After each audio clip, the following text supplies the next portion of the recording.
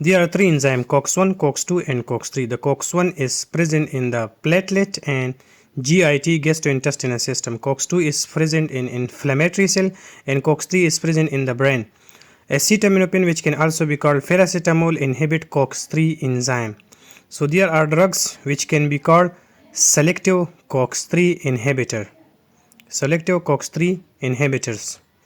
Acetaminophen, which can also be called paracetamol, acetaminophen and metamizole, both are selective COX-3 inhibitors. They can only have anti-analgesic activity and antipyretic activity, but they don't have anti-inflammatory activity, so we don't call them or include them in NSAIDs because they don't have anti-inflammatory activity. And why they don't have anti-inflammatory activities? There are two reasons. The one, they have no effect on COX-1 enzyme and COX-2 enzyme, and there is inactivation of these drugs occur in periphery. Now we will be talking about acetaminophen.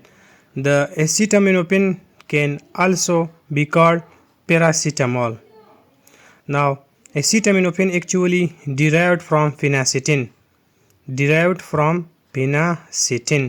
The phenacetin on hydrolysis is going to convert into acetaminophen.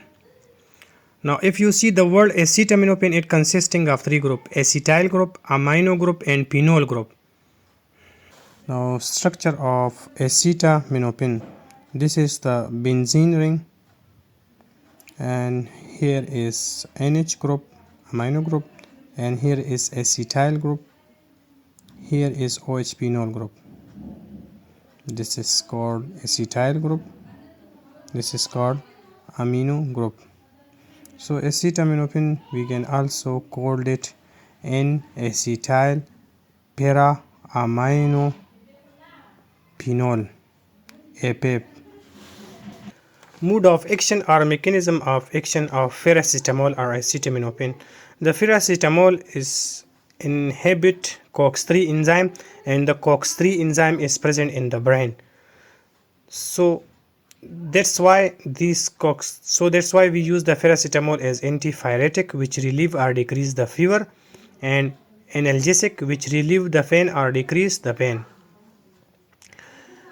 As we know that paracetamol cannot act on cannot act on COX-1 and COX-2, and there is also inactivation of paracetamol in periphery, so they don't have anti-inflammatory activity, and that's why we don't include the paracetamol in NSAID group, which is called non-steroidal anti-inflammatory drugs. NSAID. Pharmacokinetics. The acetaminophen absorbed from gastrointestinal system after fast-pass metabolism in the liver, it converts into N-acetyl benzoquinamine, which can also be called NAPQI. It is a toxic metabolite. The NAPQI, normally it is going to conjugate in liver. So normally it is going to conjugate in liver with sulfhydryl group of glutathione. In normal dose of paracetamol, as it's going to form NAPQI, so it will conjugate it with sulfhydryl group of glutathione in liver. When it conjugated, it is going to form mercapturic acid, and this is a non-toxic metabolite, and it is going to excrete it from the body through kidney. Now let's talk about the clinical uses of paracetamol or acetaminophen. As acetaminophen or paracetamol, it does not affect the COX-1 enzyme, which is present in the platelet and gastrointestinal mucosa or GIT. So it is a good analgesic and antipyretic in those patients with whom there is a risk of gastric complaint risk, which are having the gastric complaint risk, and if there is a risk of prolongation or bleeding time. So in those kind of patient, it is very good for analgesic and antipyretic activity. Now it can also be used for headache, it can be used for fever, it can be used for myalgia. Now it is also a good choice of antipyretic and analgesic in children. Why?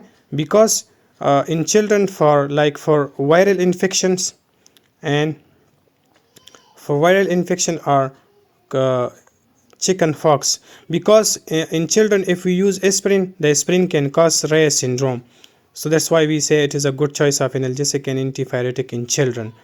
Now, adverse effect of acetaminophen can cause nausea, vomiting, agranulocytosis, and with large dose of paracetamol, it can cause hepatic necrosis, death of hepatocytes. Why? Because there will be more NFEQI, and this more NFEQI is going to react with sulfhydryl group of hepatic protein, and they can lead to hepatocyte death or hepatic necrosis. So that's why we can say that acetaminophen is contraindicated in hepatic patient. A patient having a liver disease, so we cannot use the acetaminophen. Now, the antidote for overdose of acetaminophen is in acetylcysteine. Now, dose we can use it daily 500 mg in TDS or QID, 4 times a day or 3 times a day. But the dose of acetaminophen should not be increased or should not be more than 3 gram per day. So the